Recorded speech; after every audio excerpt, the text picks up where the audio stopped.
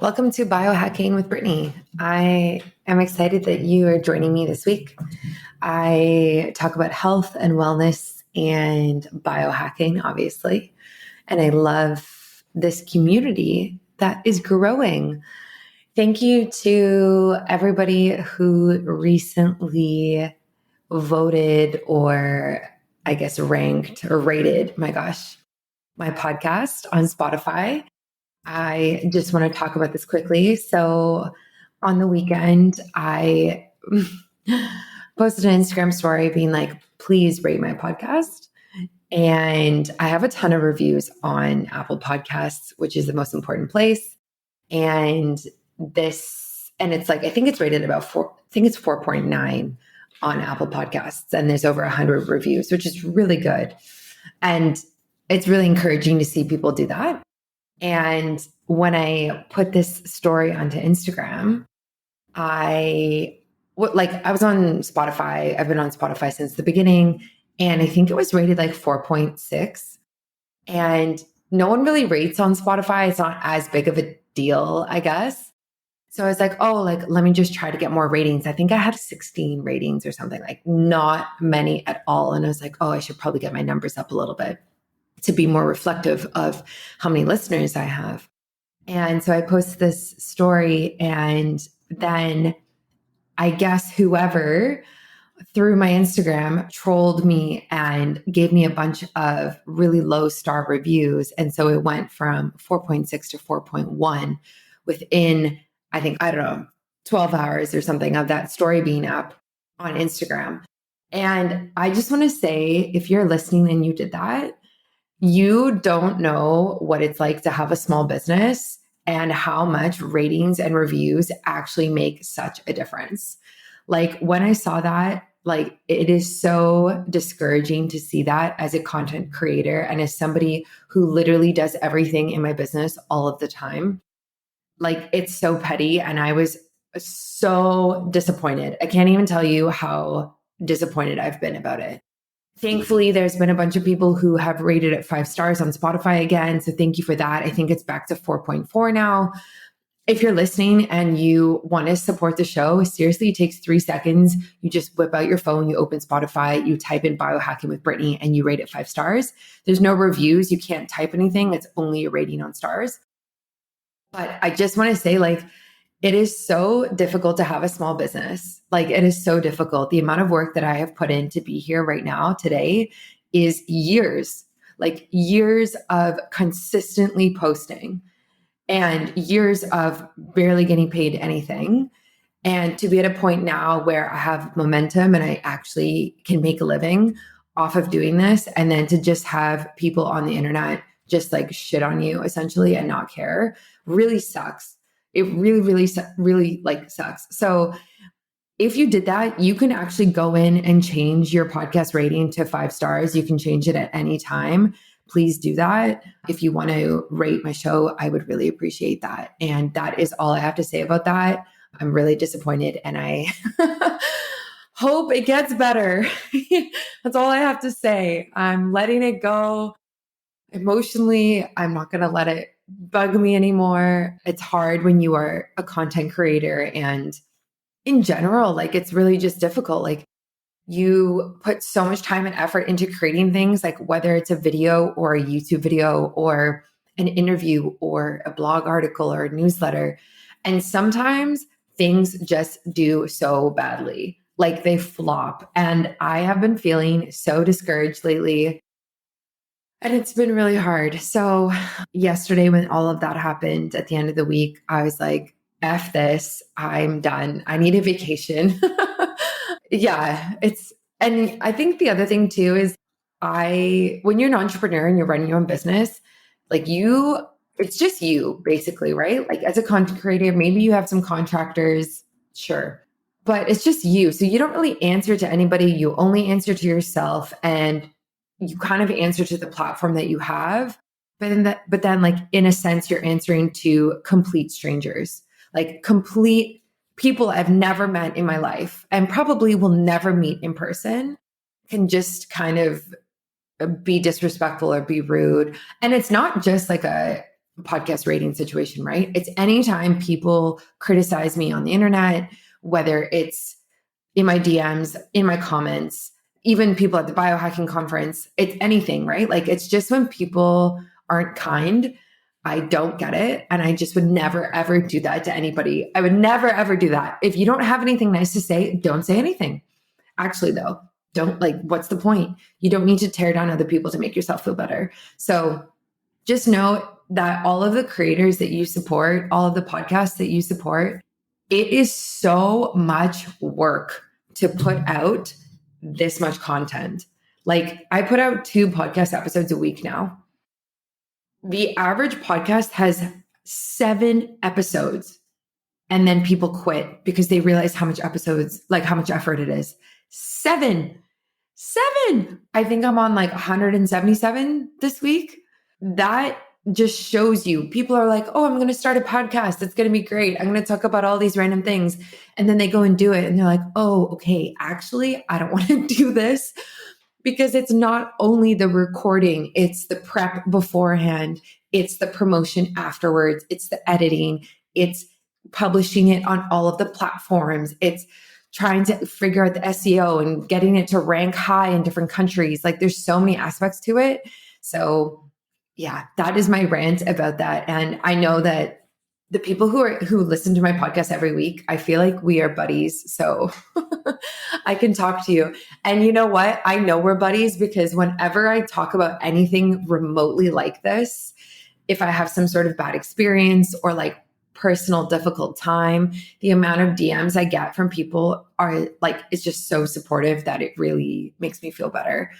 And I really appreciate those DMs. Like actually when people take the time to just send me something, you know, even a couple of sentences like, hey, I heard that you're going through this with your health. I'm so sorry. Like I'm going through this and I can relate. Like anything like that really means a lot to me. So please, please always do that. And thank you for being a part of my little corner of the internet. Today's episode, we are diving into sleep optimization. And I kind of talk about this on the show, but I spent like 2019 basically optimizing my sleep. And it was the year that I got my Aura ring. And it really just opened my eyes to how things can really impact your sleep and how I was sleeping. So I realized, you know, I was waking up so many times throughout the night and getting up to go to the bathroom and like all these different things. And it was incredible. So it was incredible to actually like figure out how to fix that. I sleep really well now most nights, and I'm thankful for that. And today we talk a lot about that. We talk about what women kind of struggle with when they're sleeping or trying to sleep versus men. And we talk about postpartum and what that can be like for people and how much that can disrupt your sleep and your hormones and your stress levels. So there's really a lot that you can do, but it's obviously a very difficult time for a lot of people. So enjoy this episode, and a shout out to a new company on the block. This is my friend's company called June a Day by my friend Marjorie. And I had the pleasure of actually meeting her at the biohacking conference in June. And she has developed a full line of clothing for women only that blocks EMF and radiation. So she's actually coming on my podcast soon. She is very sensitive to EMF. So this is an issue that's very close to her heart.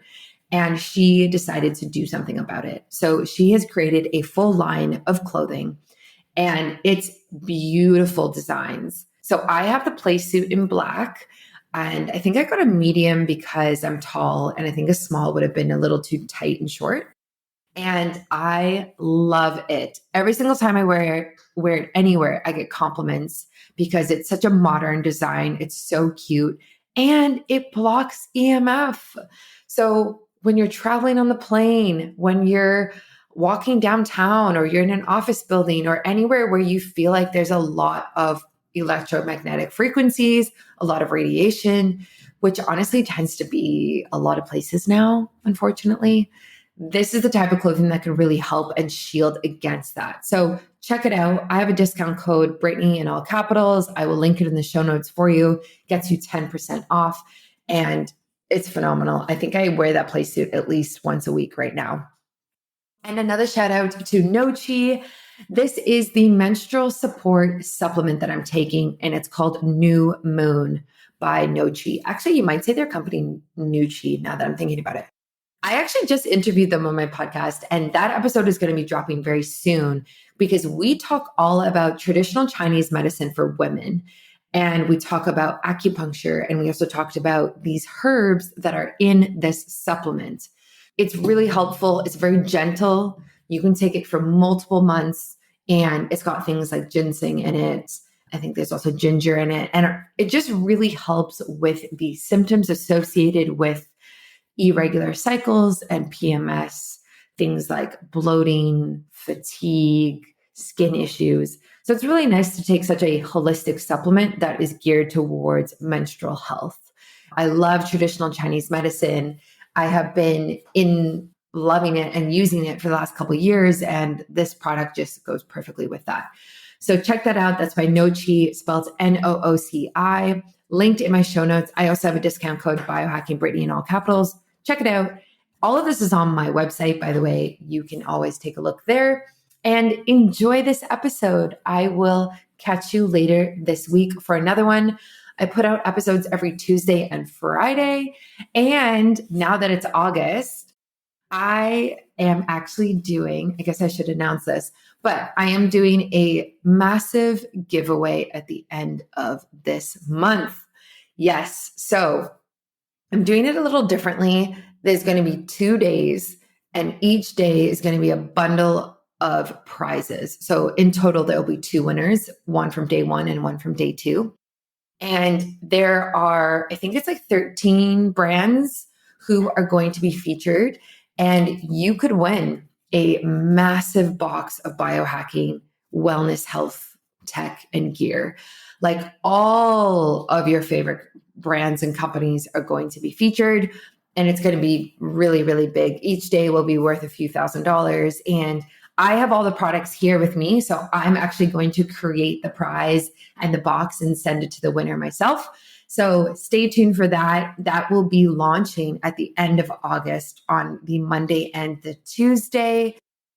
I'm so excited for that. It's actually in conjunction with my birthday. My birthday's in September, but I'm doing this a little early. I am a Virgo, and I just wanted to really do something special for my birthday this year and be able to give you guys all of the prizes, all of the biohacking gear and tech that you've ever wanted. So that's coming at the end of the month. Stay tuned and enjoy this episode. I will catch you on Friday for another one. Welcome to Biohacking with Brittany. I am so excited that you are listening this week. Today, I have a friend and a special guest on the podcast, Morgan Adams. I actually met her at the biohacking conference, and I was just saying to her right before we started recording that I met a lot of really cool women, and I've had a bunch of them on my podcast. And honestly, they've been the best podcast episodes I've done. Like, I don't know if it's because we just got to meet and we already had like a connection, but there's something about it that's just, it makes it amazing. So we are going to dive into today's episode. Morgan Adams is a sleep expert, which is awesome because I love talking about biohacking sleep. She is known as the sleep soulmate, which I think is really cute, cool and cute. And she is a double certified holistic sleep coach and on a mission to help women reclaim their rest and achieve better sleep. So Morgan, welcome to the show. Thank you. It's so good to be with you. Yes. Amazing. Yeah. So I am so curious. I spent basically all of 2019 really hacking my sleep because I was having, specific sleep problems at the time. How did you kind of get into the realm of sleep health in general? Yeah, really good question because there's a very interesting backstory. So close to, I would say almost 20 years ago, I had a really awful bout with insomnia. And I had the kind of insomnia where I would lie awake at night up to maybe 2 hours waiting to fall asleep. And the insomnia episode was kicked off by, an issue in a romantic relationship. That's all I'll say. And I was just extremely frustrated. So I went to my family doctor and was given Ambien. and really didn't know any better than to just take it. And so I took it for 8 years, and it made me get to sleep faster for sure. But the next day consequences were not pretty at all. I had a lot of brain fog. I really didn't feel fully awake and alert until lunchtime, but I didn't know what else to do. So I just kept taking the pills. About 8 years into taking the pills, I met my current husband. He was my boyfriend at the time. And he kind of gave me some tough love in a very kind way. He said, Morgan, when you take these pills at night, you kind of become a zombie, and it freaks me out. And I thought, oh my gosh, he's totally right. And that was my impetus to stop taking the pills. So what I did was I tapered down the pills by cutting them, into smaller increments. And knowing what I know now about sleep medicine, sleep drug, you really need a professional to guide you through that, because it can be really challenging to get it right. And I feel like you need a lot of support. So I don't recommend going that alone. If you're currently taking sleeping pills, you need some guidance. I was able to successfully get off the sleeping pills, fortunately, and slept pretty well for years after that. And then there was a huge plot twist. And that plot twist is something we can all relate to. We all went through it. And that was the very beginning of the pandemic, March of 2020. I started to have problems sleeping again. And I got very concerned because I did not want to go down that road of insomnia again. So I started researching sleep and, how to get better sleep. And ultimately I was able to course correct and get myself back on track. I bought an Oura ring, which was super helpful and showing me some data. And with this new fascination with sleep, I started to just organically post things on Facebook to, my friend group. And it turned out that a lot of other people were struggling with their sleep around the same time. And I just got so interested in sleep that I had this revelation. It was actually summer of 2020 that I decided I'm going to be a sleep coach. I'm going to help, because I felt very, very passionate about helping women with their health. I dealt with breast cancer in 2018, and that just kind of propelled me into this huge health journey. And I just felt like sleep was the ticket, because it's such a foundational piece of our health that can impact so many areas of our life. So that's really how I got started with this a few years ago. Wow. Yeah, I love that. That's such a unique story. And I bet you there's a bunch of people who could relate about going through sleep problems during COVID, especially in the beginning, when it was like, I just remember feeling like everything was so unknown and there were so many questions and so little answers. And yeah, the amount of stress, and also just like the amount of people who started drinking more in the beginning and eating more. And I'm sure, as we know, and we can talk about, like, that really can play a role in your sleep. So yeah, I get you on that front. I'm curious, when you work with women, do you see any commonalities amongst women in terms of how, like, kind of the struggles that they have with sleep, like, that are uniquely to women versus maybe what men might deal with? I think probably the biggest issue I see is anxiety and stress that are quite often related to a couple of issues. I actually work a lot with midlife women. So we're talking about some more hormonal challenges. But I would say globally with women, what I see a lot is the stress and anxiety of their lives, because they are taking on so much. Women are often they're caregivers. A lot of the women I work with are in pretty high demanding roles at work. And so all of these stressors and just never having any time to decompress, all of that stress can really pile up at the end of the day and cause some issues sleeping. So I would say that would be the biggest commonality, is the stress and anxiety seems to kind of run parallel with most of the clients that I work with. Yeah, that makes a lot of sense. Do you find that women are typically more light sleepers and men are typically more deep, like, sleepers? Does that make sense? I would say that can be the case for a lot of my clients. Okay. I mean, I know that in my own marriage, my husbands can sleep through pretty much through anything. Yeah. And I have a lot of clients who kind of mirror that. Like the women will wake up pretty easily. And there's probably research on this that would be interesting to delve into, but it could go back to just having children. A lot of women who've had children will say to me, and I haven't had children, but they will say that once they had children, they would wake up, because they would hear the baby, right? And then once the baby was not a baby anymore, they kept being hyper vigilant with hearing things. And so I think that we often see women, report lighter sleeping than men. So yeah. Yeah. So it's interesting that you say that, because I don't know where I heard this, but I heard that typically that is the case of like women tend to be lighter sleepers and men are deeper sleepers. And it's because of that very reason, like biologically, women typically have gotten up in the middle of the night throughout history to be and attend to babies and children.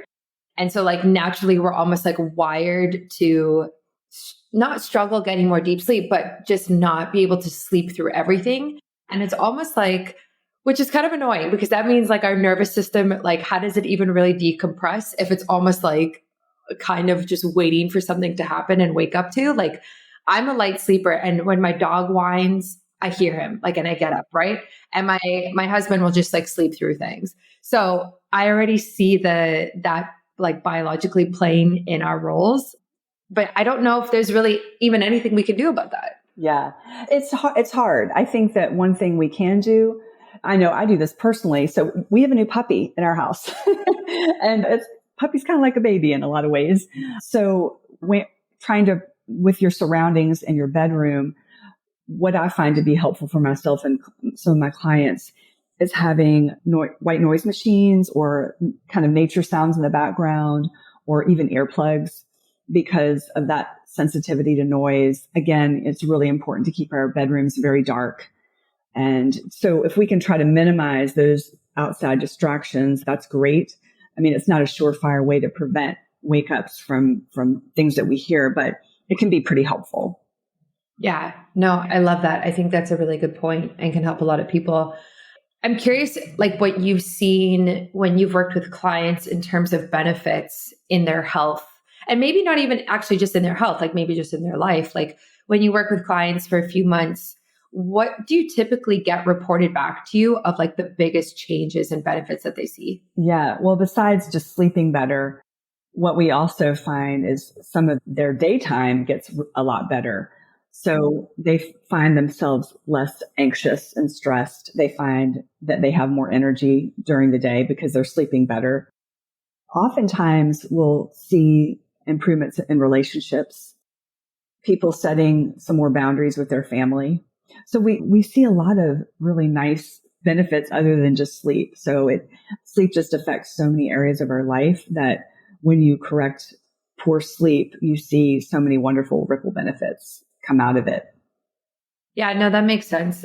Because I guess like you're just more mentally and emotionally and maybe even physically able to show up during the day. Absolutely. Yeah. I feel like when you have really had that solid quality rest overnight, you are able to show up much better. You're able to emotionally regulate, and that can spill out into how you relate to your colleagues at work, your kids, your spouse, partner, whatever. You're just able to keep your cool, because we've all been there. I mean, I know I have. I know I still do. Sometimes if I've had a really crappy night of sleep, just being snappy the next day, and unintentionally to my husband. And I'm like, I didn't mean, please forgive me. I slept poorly. And, he understands, but it really can impact people who are close to us, our coworkers, everyone around us. So people are just a lot nicer when they've slept well. Yeah. Oh, absolutely. Like I know when I'm low on sleep, I'm so irritable. Yes. I just like the bandwidth I have, the amount of care I have for things is like zero. Yeah. Well, yeah, it's interesting that you say that, because they actually have done studies showing that when people are sleep deprived, their level of empathy drops and their generosity. They did some kind of study looking at how likely someone would be to help a stranger and how likely someone would be to donate to a nonprofit. And the people who were not sleeping well, they were underslept, they were less likely to step up and help somebody else. So it really does impact that empathy and that generosity for sure. Yeah, no, that makes so much sense. So when people have like go through sleep disruptions for a period of time in their lives, like It could be a new baby, it could be traveling, anything like that. What are your recommendations for that? Because as someone who is like looking at, fertility in my near future, I am like very worried about the lack of sleep that's coming, next year, whenever that might be. So like, how do you even manage that if it might be like months on end where you're constantly going to be waking up? Yeah, I think you've hit on a really good point. I think new mothers have it, it's a very stressful time. And unfortunately, there isn't a lot of literature or articles out there about how to help new moms.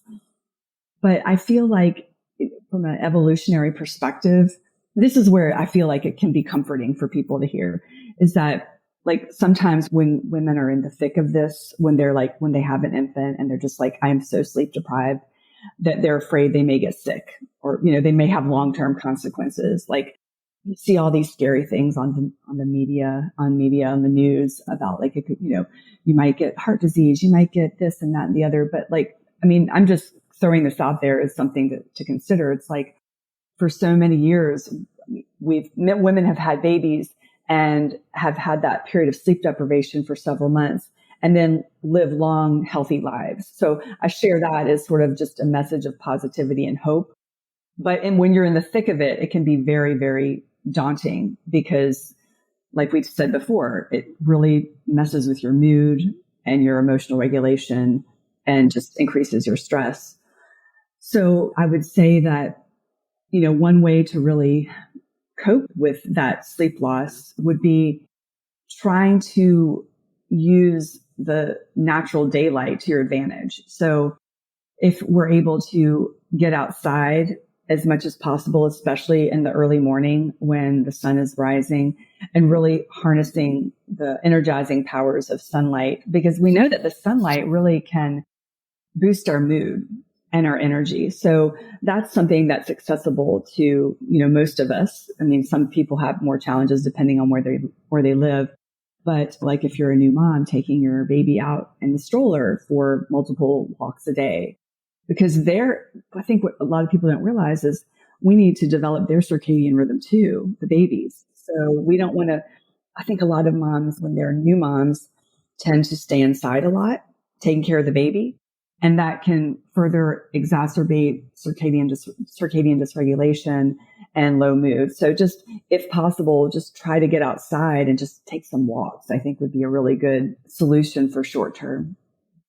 Yeah, I like that. That's a really good idea. Is like, even if it's cloudy, like I live in Vancouver in Canada and it's so rainy in the winter, but even if it's cloudy, like still getting daylight outside in the morning can really, really help with the circadian rhythm. And the other like piece of advice that I would give is that it might be a period of time, maybe it's even a year, that like you are struggling with sleep. But I would just be cautious about things that could trigger sleep to be worse on top of you waking up. So like watching alcohol intake before you go to bed, eating late at night type of thing.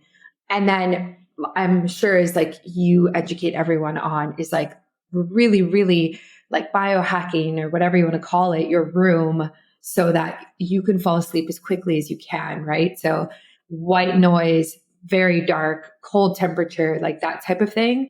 So we can just like, it's still going to happen. You're still going to wake up, but like, let's just make it as least problematic as we can, I guess. Yeah, you're making really good points. I feel like it goes down to setting yourself up for as much success as possible, putting all those things in place, just setting up your environment, watching your alcohol intake, eating dinner on the earlier side if you can. And then another thing that just came to mind is more of a sociological type of solution, and that is asking for help, whether it's like, I mean, depending on your situation, you could have a friend come over to your house and let you nap for like a half hour or so, if you are especially sleep deprived. So really harnessing like the power of your community, because we weren't meant to do this alone. If you look at it in history, babies were raised in environments that were not just the nuclear family. There were grandparents and aunts and uncles in that surrounding home who could step in and help. So we're in a really weird spot because we weren't wired to take care of it all. So I think this just goes back to women, advocating for themselves and asking for help in whatever way that may be, from the spouse, a partner, or relatives, neighbors. And you can do a trade too. So like you can say, hey, I'll help you out at some point. If you can come in and rescue me and let me take a nap for a half hour.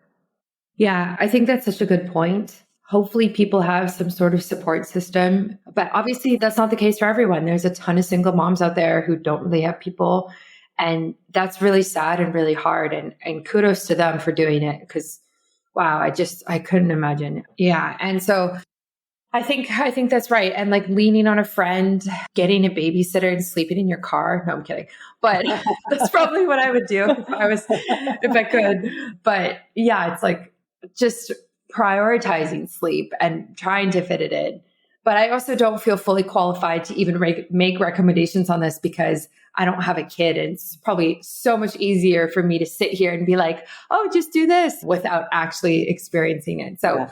Well, it's a huge challenge among so many women. And like I said earlier, there's not enough resources out there. There are not enough professionals helping women. It can even boil down to policies, that come down from above from our workplaces, or we just don't have a lot of support is the bottom line. So these issues really, I think, should be addressed at more of a macro level, right? I think, and then it'll trickle down to the more micro level. So we could get pretty deep on this if we talked about it a lot, but that's kind of my take on it.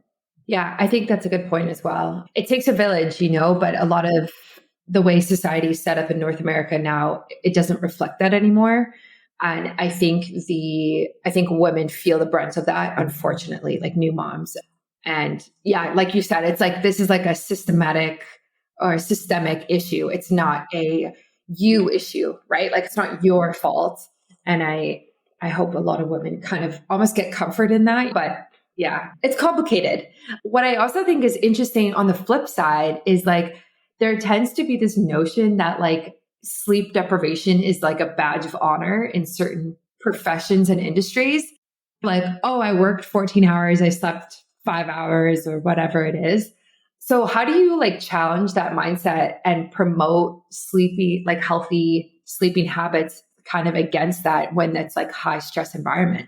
Yeah. It's interesting you brought that up because, what I like to say, like I kind of consider myself like a sleep PR agent, but I think that we need more sleep PR agents out there. I use LinkedIn a lot as a platform to get the message out. And I do sort of follow the sleep hashtag.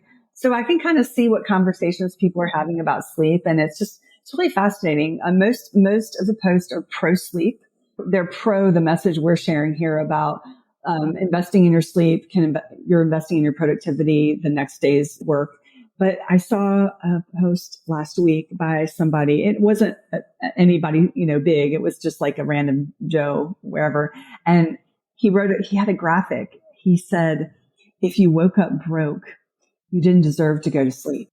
And I actually did a story about this on Instagram. And I'm like, this kind of attitude has got to stop because it implies that that sleep is like a privilege that is to be earned when you've worked a certain amount of hours or made a certain amount of money. And I just want to say like that is just complete BS because sleep is a right that everybody has, whether or not we've worked a full day, whether or not we work at all, whether we're rich or poor, like we all deserve that. So I didn't comment on that guy's post, by the way. It just seemed kind of futile because I don't want to have squabbles on social media. But there is still some mentality out there that we have to grind it out. And I think the tide is slowly changing, but we do have not little people. We have like people like that trickling in sometimes, unfortunately. Are you concerned about EMF or radiation? Are you a woman in the health and wellness and biohacking space and you're just looking for cute clothing that blocks radiation? Maybe you are pregnant, maybe you're trying to get pregnant, maybe you're postpartum, or maybe you just really want to block your body from harmful frequencies that you are constantly bombarded with in our society these days. Finally, we actually have a cute solution by a company called Day. This is my friend's company, and I am so excited to be working with them. It's essentially airplane mode for your wardrobe. If you're flying, if you're working in the city, if you are sensitive to EMF, this is the clothing that you need. It is so cute. I have the play suit in black. I wear it at least once a week because it's just so comfortable. And it just blocks all of the 5G that's around me, the Wi-Fi, everything else that we're constantly exposed to. As somebody who is on her preconception journey, soon to be fertility journey, it's really important for me to block my, to be honest, my ovaries from this type of thing. I want to protect my mitochondria. I want to protect my body in general from all of the frequencies. So this is what I'm wearing. And if you are sensitive in any way or worried in any way about EMF, you need this. Check out Day. They have a bunch of different really, really cute designs. So they have a belly band, which is if you're pregnant, you can just wear it underneath your clothing. They have a unitard, which is cute. They also have maternity legging. They have a play suit, which is what I have. And then they also have a bodysuit, which I kind of want as well, because you can wear it under anything, made for all day wear. This clothing is so adorable. Definitely check it out. Buy Day. Use my discount code Brittany in all capitals. It will get you 10% off. And please tag me if you wear this, because someone tagged me the other day. She's pregnant. She's wearing the play suit and it was so cute. I was so happy for her. So tag me if you wear it. I want to see it. And I'm just so happy and excited that we have another female founded company and brand in the biohacking space. It's so needed. So please go support this company, Day. Yeah, I think like there's a love for hustle culture. And I think it's getting better. I think people have realized like how toxic it can be. But at the same, it's hard because at the same time, like the economy is really tough right now. And a lot of people have like a full-time job and have a side hustle and they're just trying to make ends meet and trying to advance their careers. And a lot of the time, the sacrifice is time. And that edges into our sleep. But at the end of the day, like literally at the end of the day, we should be sleeping. But like we sleep a third of our lives. Like that's insane. And if we don't prioritize that, it's like, what are you doing? Like that is so important for us to be able to show up for the other 2/3 of it. And people who aren't in the health world or aren't into any of this, like they kind of just don't really realize how important sleep is. Right. Yeah. And it's interesting because the people that I'm working with, they don't have that mentality because they've sought me out because they understand like how critical sleep is because they're hiring me to help them. So I don't really, and my circle of friends is much like me, health minded. So it's pretty rare that I actually talk to anyone who's sort of who doesn't think sleep is cool, but they are out there, it's just I think you and I, Brittany, we're kind of in a little echo chamber sometimes of our biohacking friends and health minded people. So yeah. Oh, absolutely. I think so as well. Yeah. And even like I live on the West Coast, right? I find the West Coast of like Canada and the States is very into holistic health and like into this. And whenever I go to Toronto, my family's in Toronto, or even I feel like New York City is just so hustle and bustle all the time. And there's a serious lack of work-life balance there. And it just burns people out. It really, really does. Yeah, I would agree. There does seem to be, I'm on the East Coast of the States. And there does seem to be a lot more hustle culture mentality than like when I've traveled to California for conferences. People are a lot more chill. They seem a lot more health oriented. I mean, I'm generalizing quite a bit, but that's just kind of what I've noticed. Yeah, absolutely. In terms of like stress and sleep, what do you see with your clients? What's been your experience in that relationship? And how do you recommend people kind of get a hold of their stress? Yeah, there are a lot of ways to go about it. But what I really recommend is that people begin their day preparing for sleep. So I'm a big advocate of a morning routine. And when I say a morning routine, I'm not necessarily saying you need to be a morning person. You don't necessarily need to have a morning chronotype because we don't always, all of us don't have that. But even if you are somebody who's more of a night owl, you still have a morning, right? So I really recommend that people start their day with some kind of morning routine that's centering, getting outside, walking, having that light exposure, having some kind of intentional practice, whether that's, reading or journaling or meditating or breath work, something to kind of ground them. And what that does, it really helps buffer you from having that stress right in the beginning of the day. I mean, I've had clients who unfortunately, would wake up and they would be out the door within 5 minutes with a cup of coffee. They literally just were flying out the door with no practice of stopping and reflecting on the day ahead. So I think it really begins in the morning.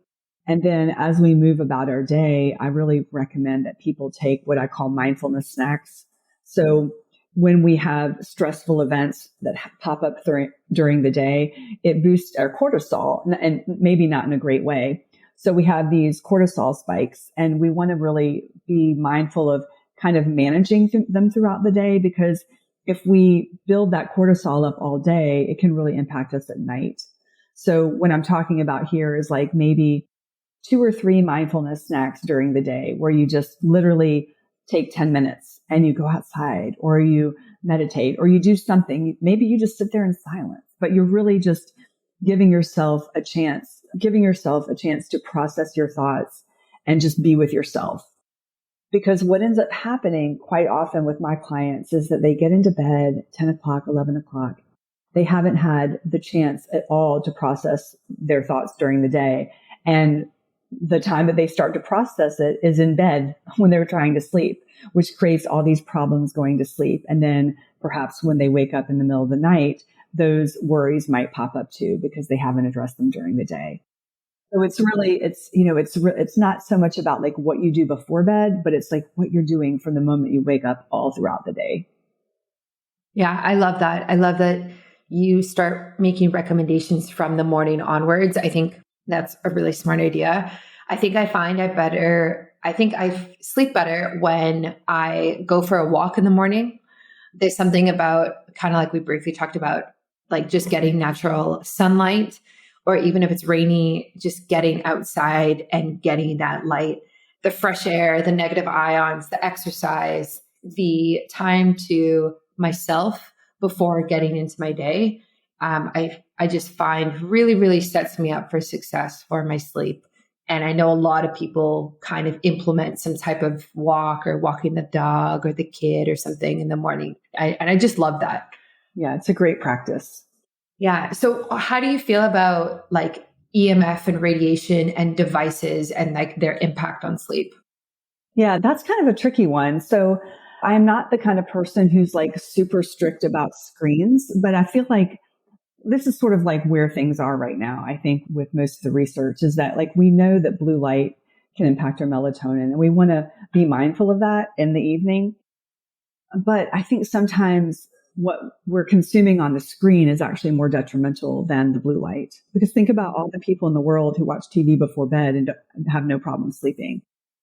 So, I mean, I think it's a great practice to wear blue light blocking glasses, when you can, if you're going to be on screens. But I kind of like to look at the activities that we have on a screen as like your bucket of active activities and passive. So when you're on a screen, an active activity would be like texting or social media or video games.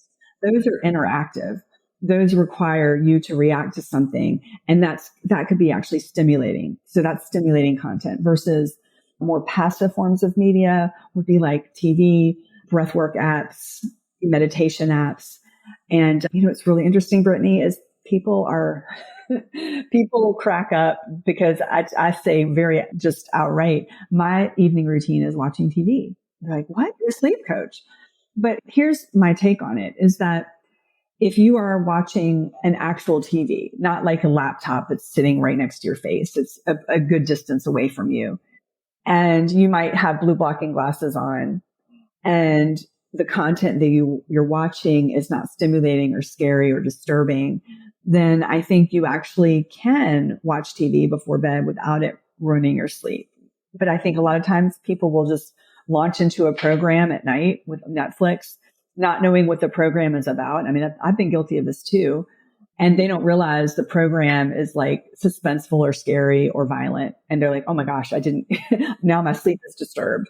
So I would recommend watching things that you've watched before maybe, or that you really know for sure. Maybe you've watched them during the day and you know that the content is not going to be too stimulating. I feel like, with EMFs also, I mean, we don't have a ton of data about it, but there's like a lot of hypothetical kind of general information about it. But I do believe that like we should definitely not sleep with our phones by our bed. Our phones should be out of the room for sure, for the EMF reason. And also because it's just too damn tempting to pick up the phone and scroll if you wake up. It's also, I also recommend that if we can disable our wireless before we go to bed is a great idea, and unplug the things in our bedroom that we don't need. I would never unplug my chili pad. I'll tell you that. That stays in all the time. But, the things that we don't need, I'm unplugging them. Are you tired of feeling out of sync with your body's natural rhythm? Do you struggle with menstrual cycle related issues like fatigue, mood swings, and bloating? If you're looking to optimize your health and well-being, look no further than the Ebb and Flow Cycle Guide. This comprehensive guide is designed to help you better understand and work with your menstrual cycle so you can improve your energy levels, reduce PMS symptoms, and gain a deeper understanding of your body. With in-depth information on each phase of the menstrual cycle, you'll learn how to adjust your diet, exercise routine, and self-care practices to better align with your body's needs. One of the biggest benefits of the Ebb and Flow Cycle Guide is its user-friendly format.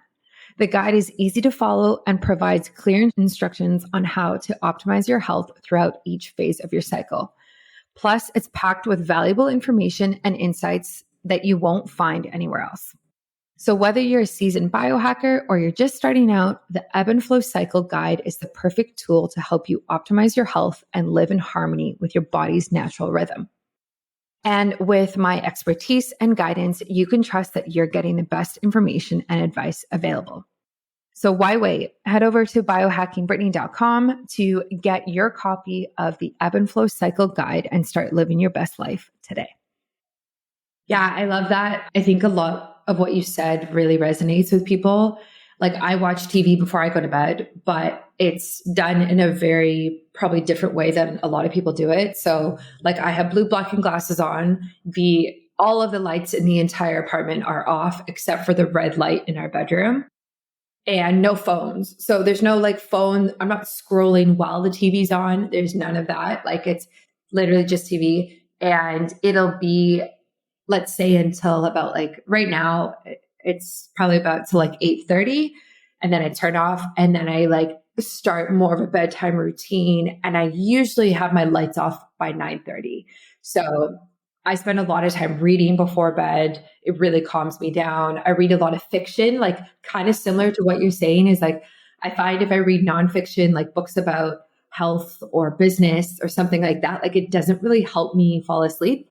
I need something that's like, let me just describe this completely alternative universe that you're in and like take you out of your life and relax your brain from thinking about yourself. And that's kind of what helps me fall asleep. But I get it. It's about the balance, We also turn off our Wi-Fi and no phones and all of these different things. But some people are just more sensitive to EMF and blue light than other people. Like I am very sensitive to blue light, but my husband isn't. So I don't know. Yeah, that's a great point. And that's one of the things that's so tricky is because it's hard to correct me if I'm wrong, but I don't think there's like a test to assess for your EMF sensitivity. If there is, I don't know about it. But, I don't think so. Yeah. But I mean, you're right. And you and I both have a mutual acquaintance who is extremely EMF sensitive, and she developed her own line of EMF shielding clothes for that population. But yeah, and then it's also interesting because if you share a house with somebody, you could have one person who's completely not sensitive and the other person who is really sensitive. So I guess to have like the most drastic intervention would probably be good just to cover your bases and cutting it off, all the EMF off or the Wi-Fi off before bed for sure. Yeah. Yeah. I love what you're saying. And just to plug that line, it's called Juna Day. And that is a good friend of mine. I will link it in the show notes. I have a discount code if people want. I always try to promo her because you know what? There are like no female lines of clothing for EMF that are actually cute. And her clothing is so cute. I wore the play suit yesterday. Anyway, so I just love it. And now that I'm thinking about this, I'm sure she's going to listen to this episode. She should definitely develop a line of pajamas that block EMF while you sleep. Now that is something I would really get behind. I would love that. I would absolutely love that. Yeah, exactly. For sure. Yeah. So I don't know of any test that really looks at EMF either. In terms of blue light, the only thing that I have heard and read about is that people with certain eye colors are actually more sensitive to blue light than others.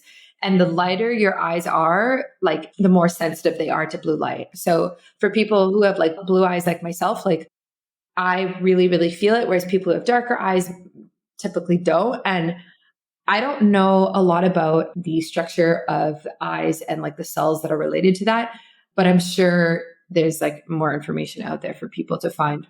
Well, yeah, that's a really good point. I also heard that the thickness of your eyelid can impact your sensitivity. Oh, so that's something that like I never thought about until I heard it recently. Yeah. Wow.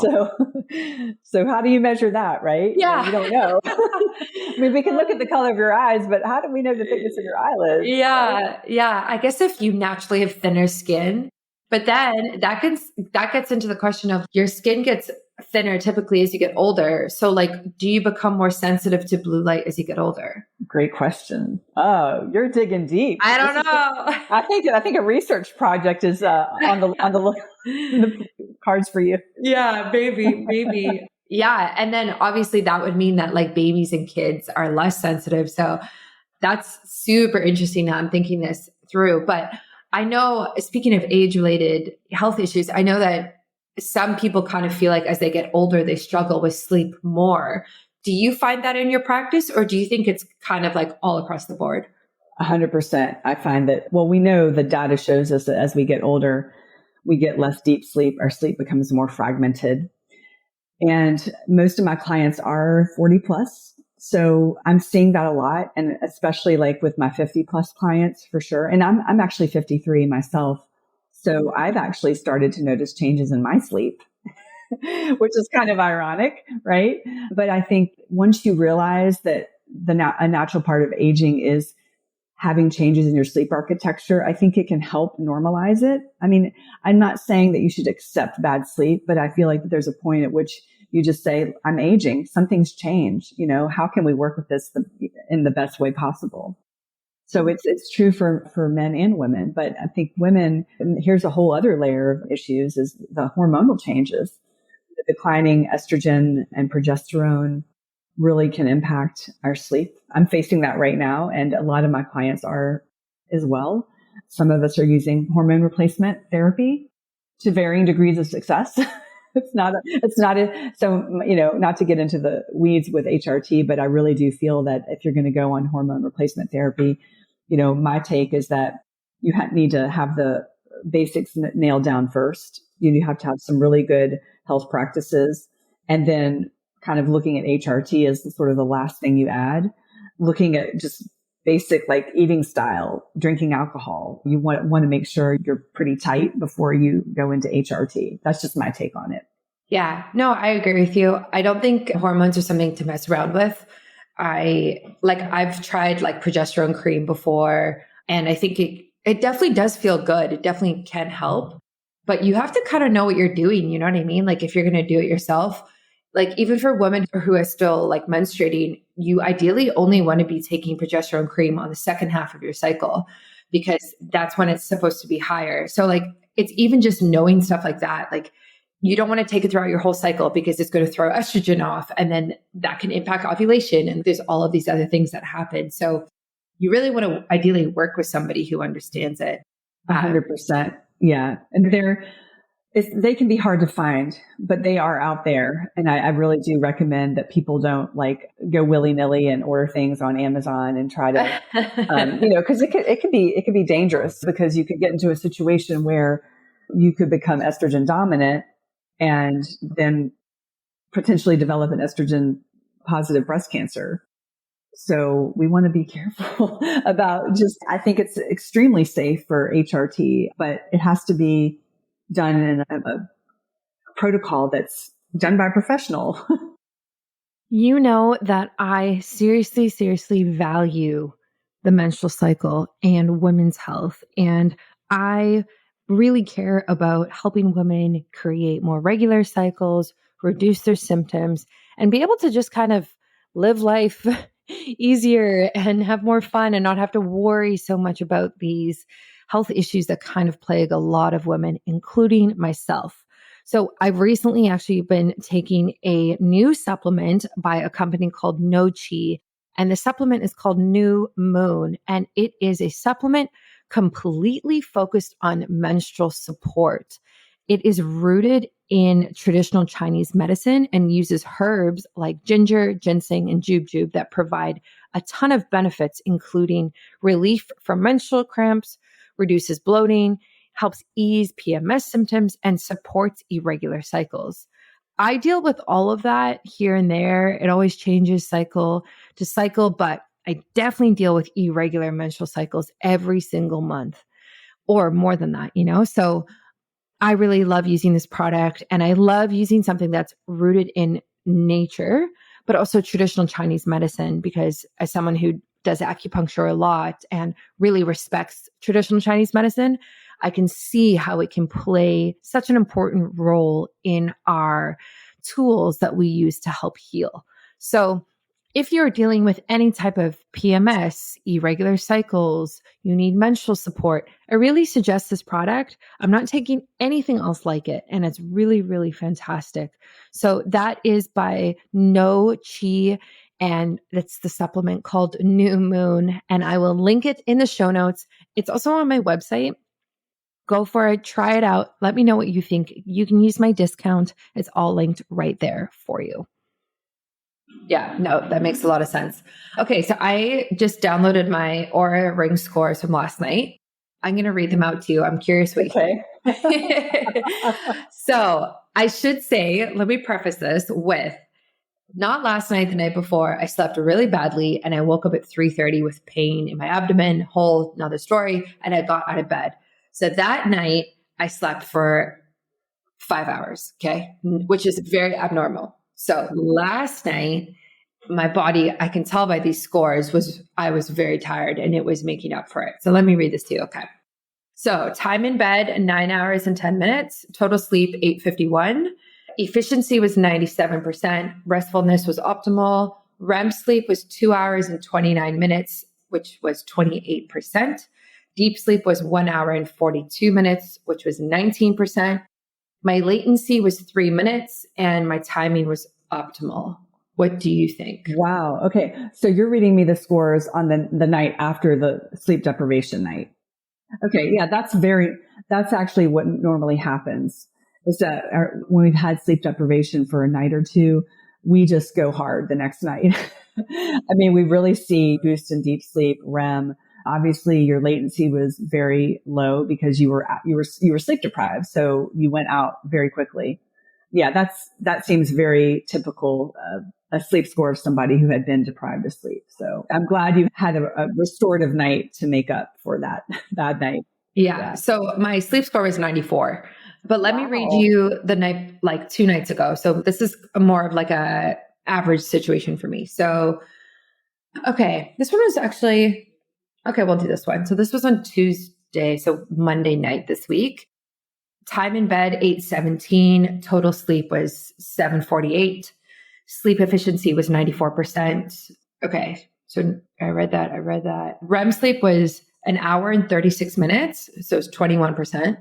My deep sleep was 1 hour and 20 minutes and it was 17%.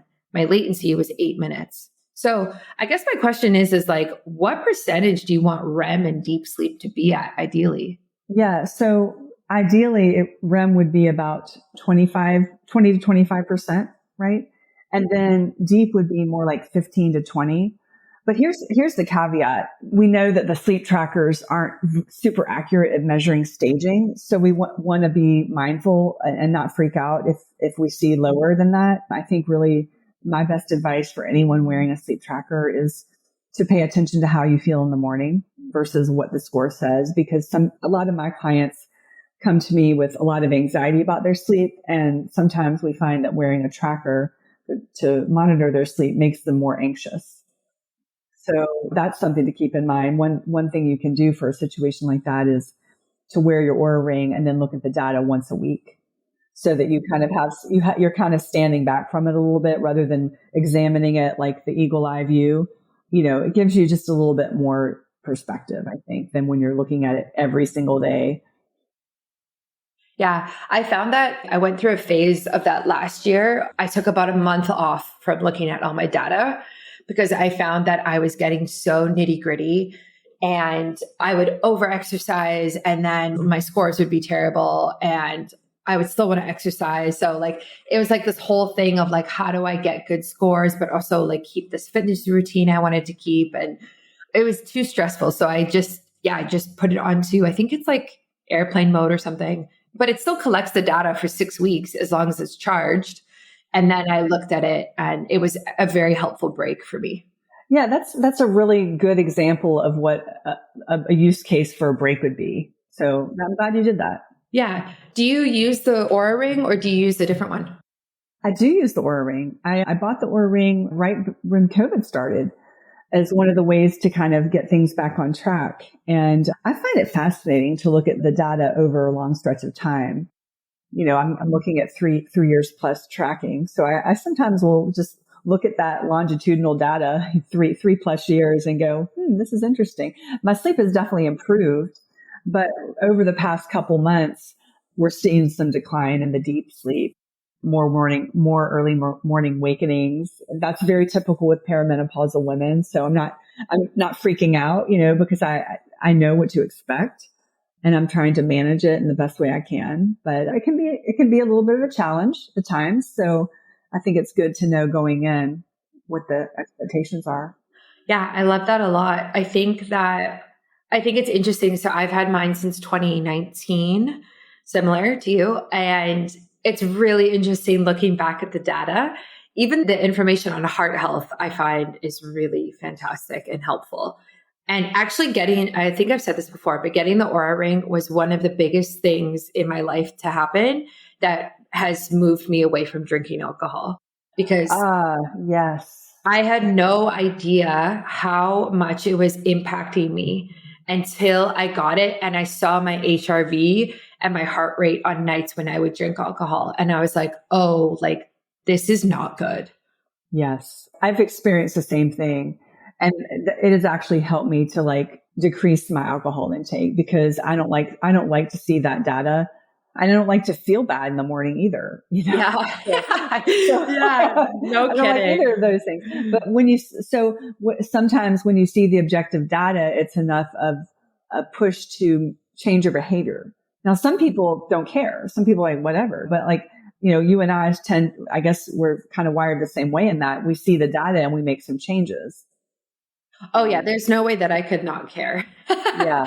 After seeing that, when you see your HRV is typically 80s, 90s, and then you drink a bottle of wine and it's in the 20s that night, you're like, oh, okay, my body really actually hates this. This is terrible. Yeah. And not only that night, but I find that the next couple of nights, the HRV is still sort of low. It takes a few days to recover from it. So yeah, sometimes it's just not worth it.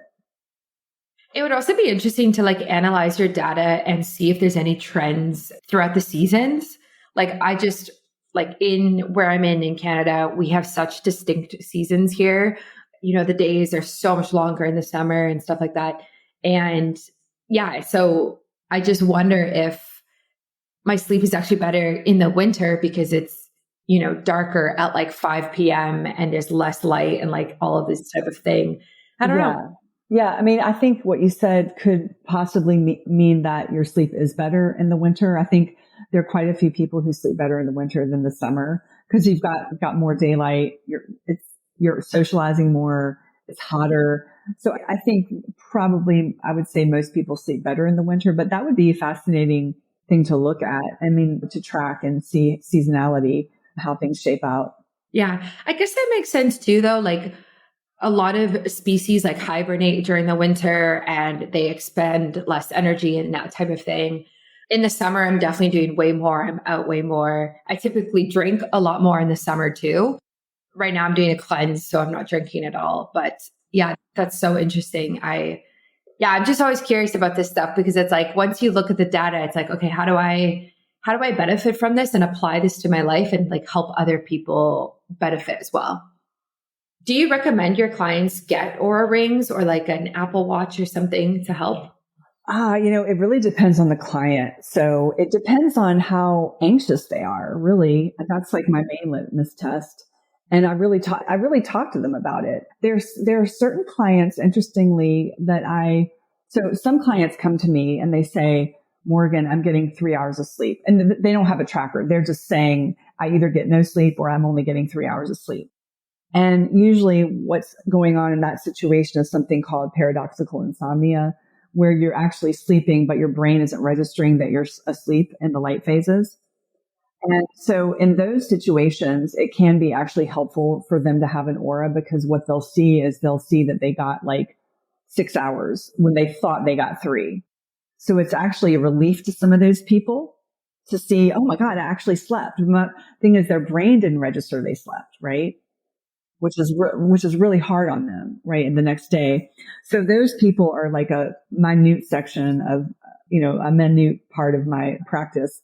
But then we've got the people who are really anxious and worriers. And so for them, I have to get to know them a little bit. And then we have a discussion and some are like, yeah, I think I can handle this. And some are like, no, I don't think it's going to be good for me. So it's a really interesting discussion to have. Some people it's really such a personal decision. I don't want anyone to ever feel like they have to get a tracker to work with me. But if they want to wear one, then I can definitely help them out with it. Yeah. No, that's good. I think it's good to like leave it up to the people and let them decide because yeah, like you said, like some people benefit and some people don't. And it's too overwhelming. It's too restrictive. It's just too much data for them. And then you get like people who are into biohacking who are like, yeah, of course I have an Aura ring. What do you mean? Yeah. We're just so keen on it. Right. So it really depends. But this has been so great. If people want to optimize their sleep with you, how can they do that and how can they connect with you? Yes. Well, they can hop on my website, which is morganadamswellness.com. I have a free mini course on evening and morning routines. And I also offer something called a sleep clarity call. So if you're really struggling with your sleep or you want to optimize it, what you do is you just hop on a call with me and I help you kind of get some more clarity about your sleep issues and help you devise a couple of like easy strategies to get yourself back on track. So I love to connect with people on Instagram as well. My handle is morganadams.wellness. I do a lot of, content there and love to chat with people. So reach out and let's talk about your sleep. I love that. I will definitely put that in the show notes and the website. Thank you so much for your time and coming on this podcast. This was awesome. And I know my audience will benefit a lot from it. Thanks for having me, Brittany. Thanks for listening to another episode of Biohacking with Brittany. If you're interested in finding the show notes or the sponsors for this episode, you can do so on my website, which is biohackingbrittany.com. Remember to follow me on Instagram where I'm most active. My handle is @biohackingbrittany. And if you're interested in working together and you want to email me directly, you can do that. My email is info@biohackingbrittany.com. And I look forward to hearing from you and having you tune in next week.